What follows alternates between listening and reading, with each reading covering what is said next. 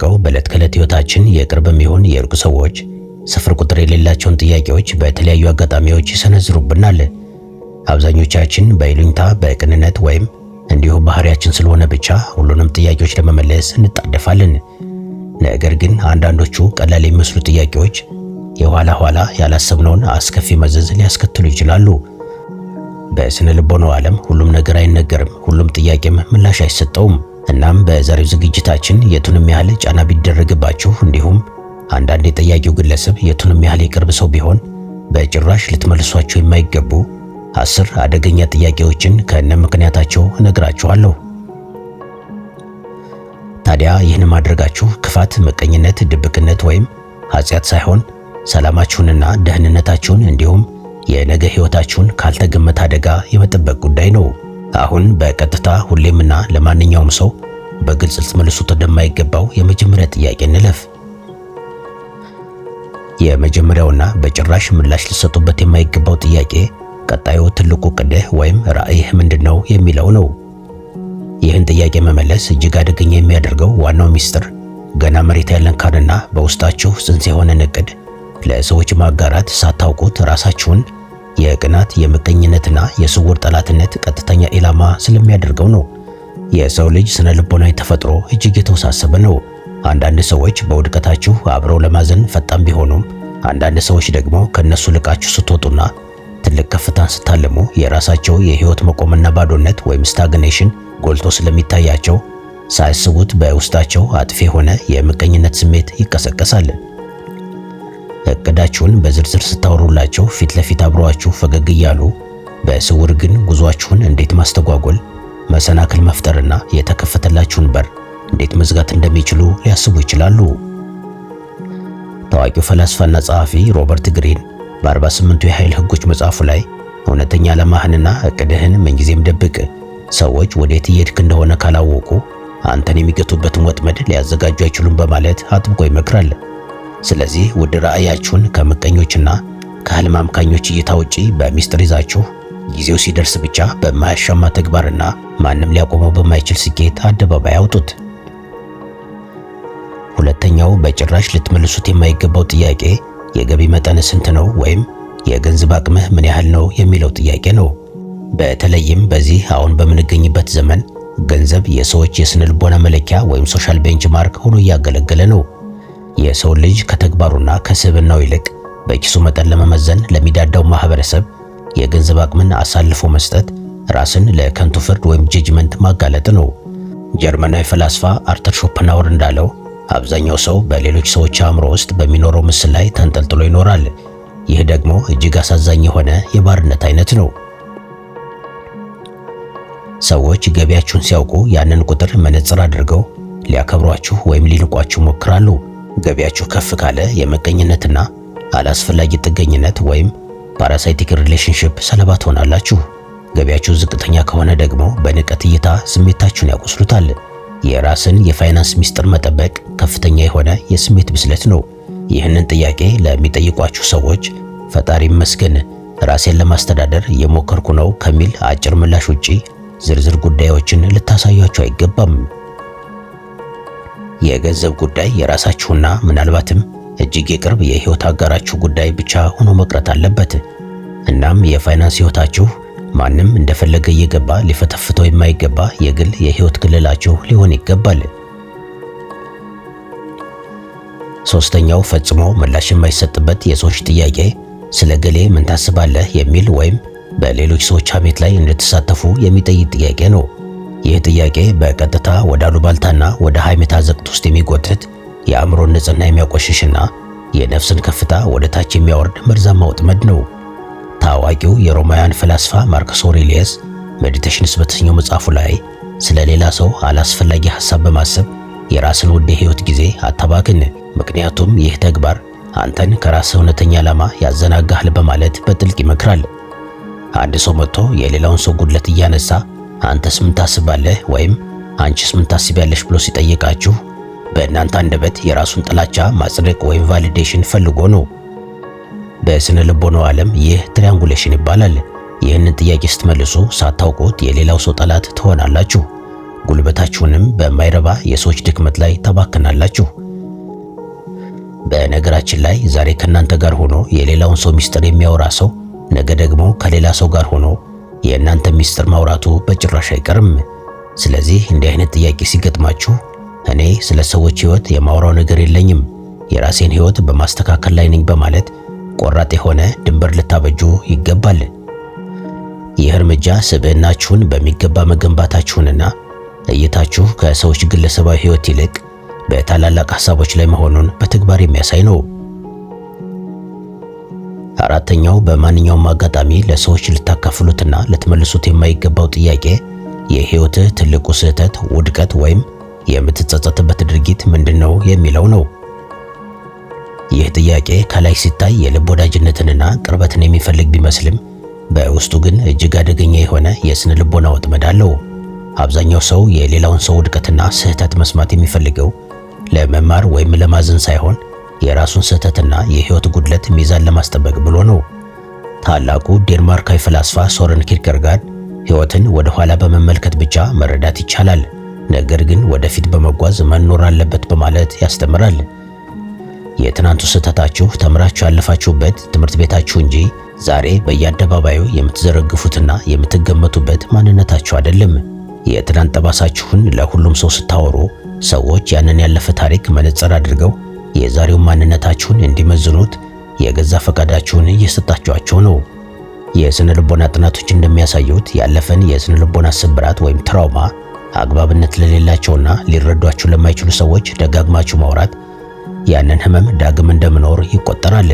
ስለዚህ ማንም ሰው መጥቶ የትላንት ማህደራችሁን ሊያገላብጥ ሲሞክር ያለፈው አልፏል፣ ትላንት አስተምሮኛል፣ ዛሬ ግን በአዲስ ምዕራፍ ላይ ነኝ ብላችሁ መንገዳችሁን ቀጥሉ እንጂ የውድቀታችሁን ዝርዝር አትናገሩ። አምስተኛው በፍጹም ምላሽ ሊሰጡበት የማይገባው ጉዳይ በፍቅር ግንኙነትህ ወይም በትዳርህ ጓዳ ውስጥ ምን እየተፈጠረ ነው ወይም የትዳር አጋርሽ ድክመት ምንድነው የሚለው ጥያቄ ነው። የፍቅር ግንኙነትና ትዳር በሁለት ሰዎች መካከል ብቻ የተገነባ እጅግ ቅዱስና ምስጢራዊ የሆነ የነፍስ ውል ነው። ታዲያ ይህንን ምስጢር ለሶስተኛ ወገን አሳልፎ መስጠት የግንኙነቱን መሰረት እንደማፍረስ ይቆጠራል። ታዋቂው ጀርመናዊ የስነ ልቦና ጠበብትና ሐሳቢ ኤሪክ ፍሮም ዘ አርት ኦፍ ላቪንግ በተሰኘው ድንቅ መጽሐፉ ላይ እውነተኛ ፍቅር ጥልቅ የሆነ የኃላፊነትና የከፍተኛ ምስጢር ጠባቂነት ውህድ መሆኑን ያስረዳል። የፍቅር አጋራችሁ የራሱን ወይም የራሷን ድክመት አምኖ ለእናንተ ያሳየው ስለሚያምናችሁና ስለሚወዳችሁ እንጂ ያንን ድክመት ለጓደኞቻችሁ የመወያያ አጀንዳ እንድታደርጉት አይደለም። ሰዎች ይህንን ጥያቄ ሲጠይቋችሁ አብዛኛውን ጊዜ የራሳቸውን የትዳር ወይም የግንኙነት ባዶነት ለመሸፈን ወይንም ደግሞ የሰውን ምስጢር በማወቅ የውሸት እርካታ ለማግኘት ብለው ነው። ታላቁ የሮማ ፈላስፋ ኤፒክተተስ ስለ ግል ሕይወትህ ዝምታን ምረጥ፣ የቤትህን ጓዳ በሕዝብ አደባባይ ላይ አታስጣ ይላል። በግንኙነታችሁ ውስጥ ከባድ ችግር ካለ አማካሪ ወይም የባለሙያ እርዳታ ፈልጉ እንጂ የትዳራችሁን ክብርና ምስጢር ቆርሳችሁ ለሰዎች ሐሜት ማጣፈጫ አታቅርቡ። ሌላውና ስድስተኛው በጭራሽ ለሰዎች ልትመልሱላቸው የማይገባ ጥያቄ ትልቁ ድክመትህና የውስጥ ፍርሃትህ ምንድነው የሚለው ነው። ድክመትንና ጥልቅ ፍርሃትን ለሰዎች ማጋራት እጅግ ኃይለኛ የሆነ የስነ ልቦና ትስስር የሚፈጥር ቢሆንም ከጥቅሙ ይልቅ ጉዳቱ ያመዝናልና በሚስጥር መያዙ የተሻለ ነው። ታላቁ ፈላስፋ ኒኮሎ ማኪያቬሊ የሰው ልጅ ተፈጥሮ ሲተነትን ሰዎች አጋጣሚ ፈላጊዎችና የሌላውን ሰው ድክመት ለራሳቸው ጥቅም የሚያውሉ መሆናቸውን ያስጠነቅቃል። ማንኛውንም ጥልቅ ፍርሃታችሁን፣ የገንዘብ ስጋታችሁን ወይም የብቸኝነት ስሜታችሁን ለሁሉም ሰው ክፍት አድርጋችሁ ስትናገሩ ማኪያቬሊ እንዳለው ለተንኮለኞች ወይም ማኒፑሌተርስ እናንተን የሚያጠቁበትን ጦር በገዛ እጃችሁ እያስታጠቃችኋቸው ነው። ዛሬ የምታምኑትና ድክመታችሁን ያወራችሁለት ሰው ነገ ጠላት ቢሆን የመጀመሪያ ኢላማ የሚያደርገው ያንኑ የነገራችሁትን ፍርሃታችሁን ነው። ራስን ማወቅና ከድክመት ጋር መታገል የራሴ ውስጥ የቤት ሥራ እንጂ ለዓለም የሚነገር የዜና ወጅ አይደለም። ስለዚህ ማንም ሰው ውስጣዊ ፍርሃታችሁን ሊመረምር ሲመጣ ትኩረታችሁን ወደ ጥንካሬያችሁና ወደ ተስፋችሁ አቅጣጫ በማዞር የነፍሳችሁን ደካማ ጎን በጥበብ ጠብቁ። ሰባተኛው በጭራሽ ምላሽ ሊሰጡበት የማይገባው ጥያቄ የገሌ ሚስጥር ምንድነው ወይም ባደራ የተነገረ ወይም የተነገረሽ የግል ጉዳይ ምንድነው የሚለው ነው። የሰውን ልጅ ስነ ልቦናዊ ተፈጥሮ ስንመረምር በእምነትና በግል ሚስጥር አጠባበቅ ዙሪያ የተለያዩ የሰዎች የባህሪ መገለጫዎችን እናገኛለን። ለምሳሌ ያህል በሰዎች መካከል ያለውን የእምነትና የሚስጥር አጠባበቅ ልዩነት ለማጥናት 10 የተለያዩ የስብዕና ፕሮፋይሎችን በጥልቀት ብንመረምር የሁሉንም የጋራ የሰውነት ክብር የሚያስተሳስረው ትልቁ ማገር ታማኝነት መሆኑን እንረዳለን። ማህበራዊ ፍጡር በመሆናችን ሰዎች የልባቸውን ስብራት፣ የህይወታቸውን ጠባሳ ወይም ትልቁን ውድቀታቸውን አምነው ሊነግሩን ይችላሉ። ነገር ግን ሶስተኛ ወገን መጥቶ ይህንን አደራ እንድታፈርሱና የሌላውን ሰው የግል ሚስጥር እንድትነግሩ ሲጠይቃችሁ ፈጽሞ ቃላችሁን ልታጥፉ አይገባም። ታላቁ ጀርመናዊ ፈላስፋ አማኑኤል ካንት የሞራል ፍልስፍናን ሲያስተምር ማንኛውንም የሰው ልጅ እንደ መጨረሻ ግብ ወይም ኢንድ እንጂ ለራስ ማሳረጊያ መሳሪያ ወይም ሜንስ አድርገህ አትጠቀምበት ይላል። የሌላውን ሰው ሚስጥር አሳልፎ መስጠት ማለት ያንን ሰው ለሌላው የሐሜት ማጣፈጫ መሳሪያ አድርጎ ማቅረብ ማለት ነው። ይህን ጥያቄ ስትመልሱ የምታጡት የሰው ሚስጥር ብቻ ሳይሆን የራሳችሁን የክብርና የታማኝነት ካባም ጭምር ነው። በስነ ልቦናው ዓለም ሚስጥር ጠባቂነት የከፍተኛ ስሜታዊ ብስለትና የጠንካራ ስብዕና ምልክት ነው። ዛሬ የሌላውን ሰው ሚስጥር እንድታወጡ የሚጎተጉቷችሁ ሰዎች ነገ ደግሞ የእናንተን ሚስጥር አደባባይ ላይ እንደሚያሰጡት አትጠራጠሩ። ስለዚህ የሰዎች እምነት በእጃችሁ ላይ ሲወድቅ በጥንቃቄ ልትጠብቁት ይገባል። 8ኛው በፍጹም ለአደባባይ መብቃት የሌለበት ጥያቄ ከቤተሰብህ ወይም ከቅርብ ዘመዶች ጋር ያለ የውስጥ ግጭትና ጸብ ትክክለኛ መንስኤው ምንድነው የሚለው ነው። ቤተሰብ የህብረተሰብ መሰረት ቢሆንም በውስጡ እጅግ የተወሳሰቡ ስነ ልቦናዊና ስሜታዊ ትስስሮች ያሉበት ተቋም ነው። ታላቁ ሩሲያዊ ደራሲ ሊዮ ቶልስቶይ አና ካረኒያ በተሰኘው መጽሐፉ መግቢያ ላይ ደስተኛ ቤተሰቦች ሁሉ እርስ በርስ ይመሳሰላሉ፣ ደስተኛ ያልሆኑ ቤተሰቦች ግን እያንዳንዳቸው በየራሳቸው የተለየ መንገድ ደስተኛ አይደሉም በማለት እጅግ ድንቅ የሆነ ሐሳብ አስቀምጧል። የቤተሰብ የውስጥ ግጭት የራሱ የሆነ ጥልቅ ታሪክ፣ የትውልድ ጠባሳና ያልተነገረ ስሜት አለው። ሰዎች ይህንን የቤተሰብ ውስጣዊ ግጭት አውጥታችሁ እንድትነግሯቸው ሲጠይቋችሁ ለችግሩ መፍትሄ ለማምጣት አስቦ ሳይሆን የሰውን የጓዳ ህይወት የመሰለልና በሌሎች ስቃይ የመዝናናት የስነ ልቦና ባዜ ስለሚያጠቃቸው ነው። ችግሩ ምንም ያህል ቢከፋ መፍትሄው ያለው ከቤተሰቡ አባላት ጋር በሚደረግ ግልጽ ውይይት ወይም በባለሙያ እርዳታ ብቻ ነው። ስለዚህ ማንም ሰው የቤተሰባችሁን የውስጥ ጉዳይ ሊፈተፍት ሲሞክር እያንዳንዱ ቤት የራሱ የሆነ የሚዘጋበት በር አለው። እናም የራሳችንን ጉዳይ በራሳችን እየፈታን ነው በማለት የቤታችሁን ክብርና የቤተሰባችሁን ሚስጥር በጽኑ ልትጠብቁ ይገባል። ሌላውና 9ኛው በጭራሽ ልትመልሱት የማይገባው ጥያቄ በህይወትህ እጅግ የምትጠላው መቼም ይቅር የማትለውና ቂም የያዝከው ሰው ማን ነው የሚለው ነው። ጥላቻና ቂም በቀል የሰውን ልጅ መንፈስ ከሚገድሉ የነፍስን ብርሃን ከሚያጠፉና ውስጣዊ ግልበትን ከሚያሟጥጡ እጅግ አደገኛ ስሜቶች መካከል ቀዳሚዎቹ ናቸው። ታላቁ የሰላም የኖቤል ተሸላሚና የነጻነት ታጋይ ኔልሰን ማንዴላ ከ27 ዓመታት የእስር ቤት ቆይታ በኋላ ሲፈታ ቂም በቀል መያዝ ማለት መርዝ ጠጥቶ ጠላት እንዲሞትልህ እንደመጠበቅ ነው በማለት የተናገረው ንግግር በስነ ልቦናው ዓለም ትልቅ ስፍራ አለው። አንድ ሰው መጥቶ ማንን የምትጠላው ብሎ ሲጠይቃችሁ ያን ጊዜ ያንን የጥላቻ መርዝ ዳግም እንድትጠጡት እያደረጋችሁ ነው። የጠላችሁትን ሰው ስም ባነሳችሁ ቁጥር አእምሯችሁ አዲስ የጭንቀት ሆርሞን ወይም ኮርቲሶል እንዲያመነጭ ትዕዛዝ ትሰጣላችሁ። ይህም ጤናችሁንና አእምሯዊ ሰላማችሁን ያናጋዋል። ከዚህም በላይ የጥላቻችሁን ዝርዝር ለሌሎች ስታካፍሉ ሰዎች የእናንተ ስሜታዊ ድክመት የት እንደሆነ በግልጽ እንዲያዩት ታደርጋላችሁ። ጠቢባን እንደሚሉት እውነተኛ ስልጣን ወይም ትሩ ፓወር ማለት ስሜታችሁን በሌሎች ሰዎች እጅ ላይ አለመጣል ነው። በሕይወታችሁ የጎዳችሁ ሰው ቢኖር እንኳ ያንን ሰው በይቅርታና በዝምታ በማለፍ የራሳችሁን ነፃነት ማወጅ እንጂ ለሰዎች የሐሜት ርዕስ አድርጎ ማቅረብ አይገባም።